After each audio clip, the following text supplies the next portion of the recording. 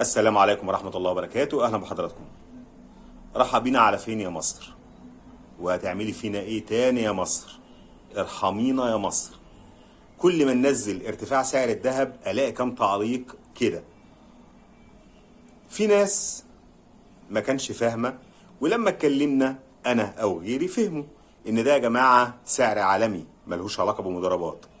وفي ناس هي مش عايزة تبين إنها فاهمة، هي ليها هدف في دماغها، فكل ما تقول ارتفاع في سعر الذهب يدخل يحاول يسود الدنيا، قال يعني مصر هي بس اللي الذهب فيها مرتفع وان المضاربات رجعت تاني. يا سيدي يا سيدي، لو انت مش عايز تفهم يعني اسكت اسكت اسكت، ما تتكلمش، لان اللي انت بتعمله ده غلط.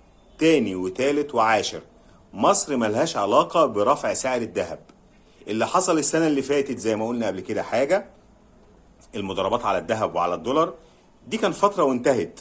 هترجع تاني مش هترجع، عشان محدش يلقط الكلمة ويقعد يحور بعد كده. هترجع تاني مش هترجع، الله اعلم، كل ده في علم الغيب لسه. لكن حتى الان مفيش مضاربات عندنا في سعر الذهب ولا في سعر الدولار.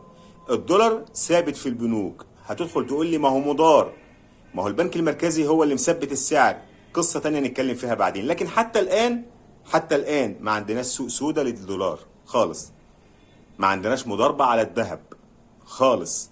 الدولار مستقر. سعر الذهب عندنا هو سعر الذهب بره عالميا، ويمكن اقل كمان بشويه، بحاجه بسيطه يعني. فانت ليه بتدخل تقول بقى مصر ومش مصر؟ مصر مالها ومال الموضوع؟ احنا عندنا رئيس جه لاكبر دوله في العالم كلنا عارفينه، كل يوم يطلع تصريح، كل ما يطلع تصريح الدنيا تولع في الذهب. احنا ملناش علاقه بالموضوع ده. سعر الذهب النهارده عالميا سجل قمه تاريخيه جديده النهارده اللي هو 28/3/2025. وقت تسجيل الحلقه الان الأوقية سجلت 3085 دولار، وبالتالي سعر الذهب عالميا انعكس على سعر الذهب عندنا في مصر زي ما بينعكس على سعر الذهب في أي دولة في العالم. عشان كده الجرام عيار 21 الآن لسه اليوم ما انتهاش سجل 4360 جنيه للجرام حتى الآن. هينهي على ايه؟ لسه هنشوف البورصة العالمية هتنهي على ايه وعندنا هينهي على ايه. اهم حاجة في الموضوع ده كله ان السعر عندنا مرتبط بالسعر العالمي، ما بقاش فيه عوامل تانية خلاص، ما بقاش فيه مضاربات لا دولار ولا ذهب خلاص. شوف الأوقية عالميا راحة فين واعرف ان السعر اللي انت شايفه ده ماشي مع السعر العالمي بس كده. طيب، شعبة الذهب طلعت بيان وقالت فيه الآتي، بتعلق فيه على ارتفاع سعر الذهب. قالت ايه؟ قالت قفزة تاريخية لأسعار الذهب بسبب، ده شعبة الذهب اللي هو الأستاذ إيهاب واصف رئيس شعبة الذهب في اتحاد الصناعات، بيقول إن القفزة اللي حصلت في سعر الذهب عالميا دي وبالتالي انعكست على السوق المحلي دي بسبب الرسوم الجمركية اللي فرضها الرئيس ترامب على السيارات بنسبة 25%. قال لك ايه الأستاذ إيهاب واصف؟ قال لك ان اسعار الذهب شهدت ارتفاع غير مسبوق على المستويين العالمي والمحلي مدفوعا بتصاعد المخاوف بسبب ايه بقى؟ بسبب حرب تجارية عالمية. ليه؟ عشان الرئيس ترامب اعلن عن فرض رسوم جمركية بنسبة 25% على واردات السيارات والشاحنات الخفيفة، ودي هتدخل حيز التنفيذ المفروض من الاسبوع اللي جاي ده.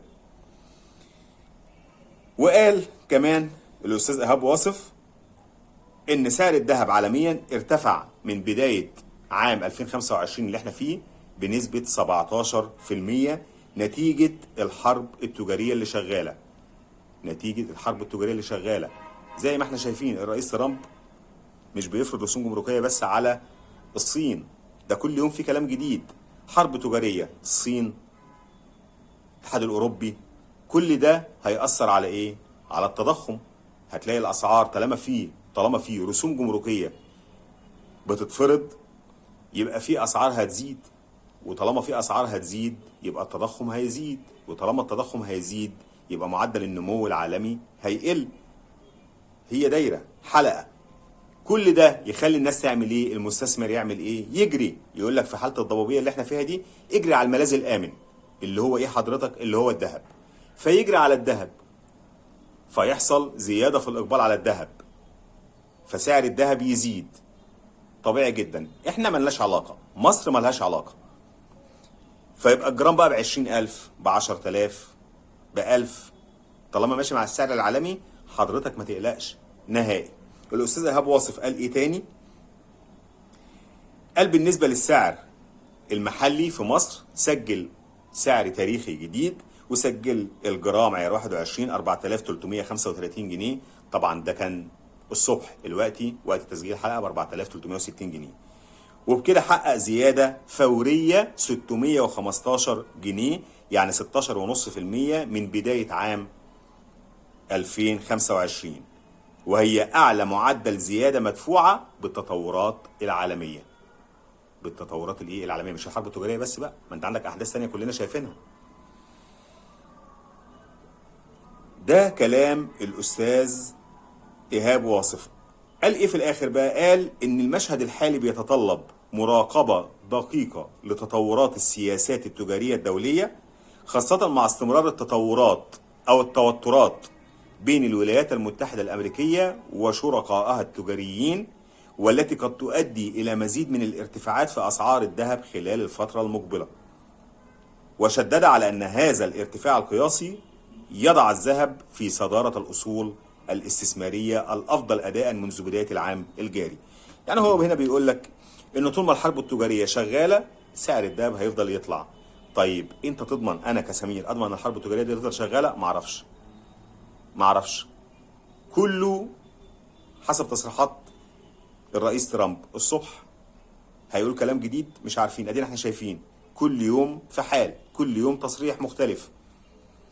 هيكمل مش هيكمل الله اعلم، لكن طول ما الحرب التجاريه مكمله اعرف ان سعر الذهب هيكمل.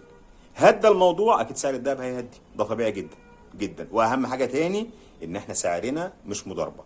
في النهايه ربنا يكتب الخير لمصر والمصريين، وتقبلوا تحياتي سمير طنطاوي. السلام عليكم ورحمه الله وبركاته.